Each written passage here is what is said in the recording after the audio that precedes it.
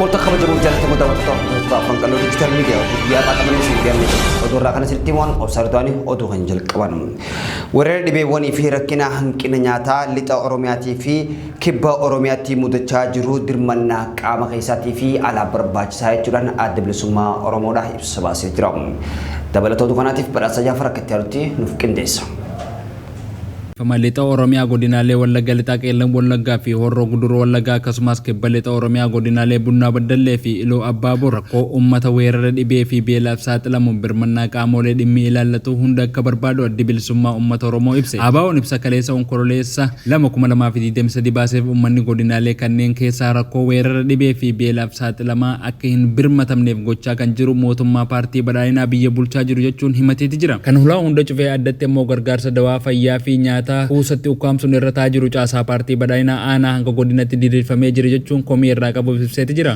Mootummaan ji'oota dura hongee bahaa kibba bahaa fi kibba Oromiyaa addatti Gujii fi Booranaa keessatti ta'eef ummanni keenya dafee akka hin birmanneef gufuu ta'aa ture jechuun ABO'n rakkoo beelaa fi dhibee bilbiltuu ammaan tana lixa Oromiyaa fi kibba Oromiyaa onoota hedduu keessatti ta'aa jiruuf gargaarsaa fi birmannaan barbaachisu godhamee fi ummanni keenya du'a irraa akka hin oolle kan danqate mootummaa jechuun komii mootummaa irraa qabu ibseeti jira. Ummanni lixa Oromiyaa godinaalee Wallaggaa afran keessa jira waggoota 5 darbam sababa rakkoo nageenyaatiif qotatee gootaraa hin qabu horsiifatee manaa hin qabu namni manaa bahee manatti galaa hin jiru kan mana jiru manaa bahuu dadhabee dhalli namaa bakka hundatti dhumaa jira jechuudhaan ABO'n manni rakkoo nageenyaa jiruu fi jireenya isaanii jeeqame kun amma weerara dhibee buusaa koleeraa fi TB dhibeewwan sukkoraaf saaxilamanii gargaarsaa fi wallaansa argachuu dhabuu irraan hedduu lubbuun namoota darbaa jiraachuus ibseeti jira. Haala amma mul'ataa jiruun ummanni keenya lixaa fi kibba lixa Oromiyaa balaa dhibee fi beelaa itti aggaamame jalaa dandamachuu dhabuun rakkoo ulfaataa keessatti kufee jira jechuudhaan haala hawaasni keessa jiru ibseeti jira. Godina Wallagga lixaa aanaalee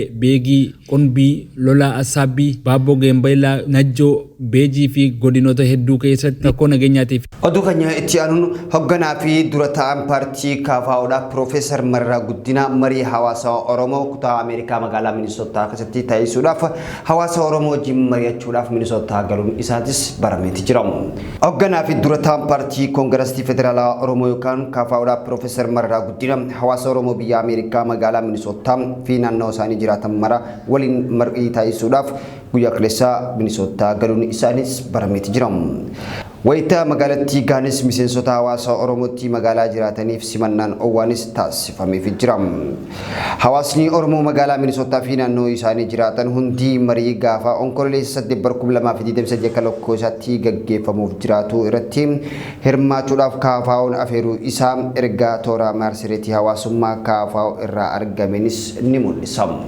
Hooggantoonni paartii KFO'dha yeroodhaan gara yerootti hawaasa Oromoodha biyyoota alaa jiraatan maraahu wajjin hawaasa wajjin marii bal'aa taasisaa turuun isaaniitis inni yaadatama.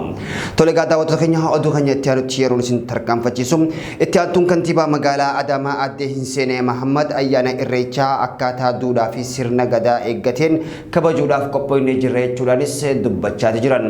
Magaalaa Adaamaa keessatti adeemsa yeroo ammaan tana baazaarii fi agarsiisa aadaa Oromoo irratti xiyyeeffateen gaggeeffama. Majurattis haasoo bal'aa kan taasise yeroo ta'u Samir Jootee bal'inootu kana akka itti aanutti nuuf qindeessa. Itti aantuun kantiibaa magaalaa Adaamaa Hinseenee Mohammad ayyaana Irreechaa akkaataa duudhaa sirna gadaa eegeen kabajuun qophoofnee jirra jechuudhaan dubbatanii jiru. Ayyaana Irreechaa akkaataa duudhaa sirna gadaa eegeen kabajuudhaaf qophiin dura xumuramuu itti aantuun kantiibaa magaalaa Adaamaa aadde Hinseenee Mohammad beeksisanii jiru. Ayyaana Irreechaa bara kanaa kan sanbataa fi dilbata dhufu kabajamuu sababeeffachuudhaan magaalaa Adaamaatti baazarii fi agarsiifni meeshaalee aadaa fi nyaata eegaleetu jira. Itti aantuun kantiibaa magaalaa Adaamaa aadde Hinseenee Mohammad sirna baniinsa baazaarii agarsiisaa kana irratti akka himanitti irreechi mallattoo nageenyaa fi jaalala tokkummaati jechuudhaan dubbatanii jiru. Ayyaanni kun ayyaana namni hundi tokkummaan kabaju ayyaana galateeffannaa ta'uu eeraniin haaluma kanaan ayyaana Irreechaa bara kanaa karaa duudhaa sirna gadaa eeggateen ayyaanicha kabajuudhaaf qophiin taasifamu himatanii jiru. Bulchiinsi magaalichaas duudhaa sirna gadaa kana eegee akka kabajamuuf akkaataa abbootiin gadaa fi haadholiin siinqee qajeelchaniin akka kabajamu mari'anne jechuudhaanis dubbataniitu jiru. Ayyaana Irreechaa har'a Finfinnee fi Harsadeetti kabajamu irratti keessummoota hirmaatan simachuudhaan gara ayyaanichaatti gaggeessuu qabnaas jedhaniitu jiru. Itti gaafatamaan waajjira aadaa fi turizimii magaalaa Adaamaa obbo Wadoo Abdul Kariim gama isaaniitiin ayyaanichi ayyaana hunda keenyaa ta'uu hubannee uffannaa aadaa miidhagnee kabajuu qabna jechuudhaanis dubbataniitu jiru. Ayyaana kanarratti kanneen hirmaatan uffannaa aadaa fi faayolee biroo gatii madaalawaadhaan baazaara baname kana irraa argachuu akka danda'anis eeraniitu jiru. Baazaarii fi agarsiisni meeshaalee aadaa nyaata aadaa har'a magaalaa Adaamaatti baname kun hanga Jimmata dhufutti kan turu ta'uudhaas himaniitu jiru. Walitti bu'iinsa daangaa gara baha Oromiyaatiin naannoo Oromiyaatii fi Somaalee jidduu gaggeeffamee lubbuu namootaatii fi akkasumatti illee miidhamtoonni jiraachuun isaanii dhagahamee jira. Kaampii buqqaatotaa irratti lola banameen yoo xiqqaatee namoonni hedduun lubbuu isaanii dhabuu fi ajjeefamuu akkasumatti illee miidhamuu isaanii ibsuudhaan Komishinii mirgoota namummaa ibsa baasenis ibseeti jira.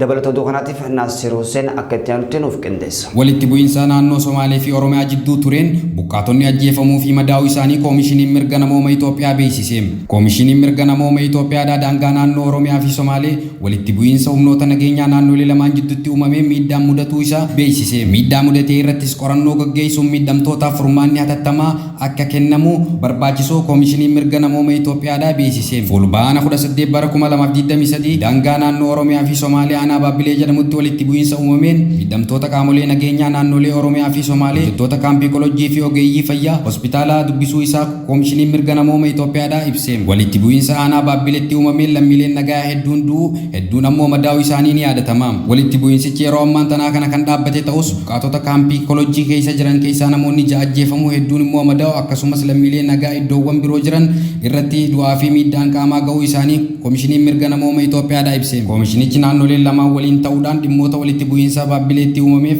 sababa ta'an furmaata nagaa kennuun nageenya jiraattota buqqaatota akka mirkaneessaniif hubachiise. Miidhaa qaqqabeefis miidhamtootaaf beenyaan akka kaffalamuu fi qaamolee nageenyaa of eeggannoo malee namoota nagaa irratti miidhaa gaggeessan akka gaafataman gaafate. Komishinara mirga namummaa Itoophiyaa rakkin masalaadhaa humnoonni nageenyaa mootummaa lammiilee nagaa irratti miidhaa akka hin qaqqabneef of eeggannoo gochuu akka qaban ibsuun keessattuu buqqaatonni biyya keessaa duraanuu qe'ee fi qabeenya isaanii irratti irraa buqqa'anii jireenya rakkisaa keessa jiran du'aa fi miidhaa qaamaaf saaxilamuun isaanii nama yaaddessa jedhan.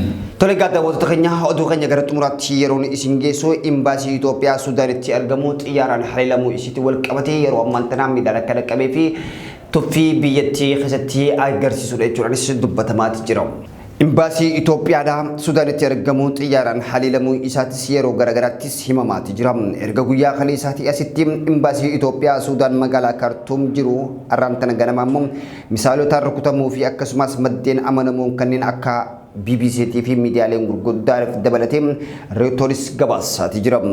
Hojjettoonni imbaasii Itoophiyaa Kaartuum jiru tokko ammoo BBCdhaaf akka himetti imbaasichi ganama kaleessaa akka waraana guddaadhaatiin haleelame ta'uudhaanis haleeleeti jira.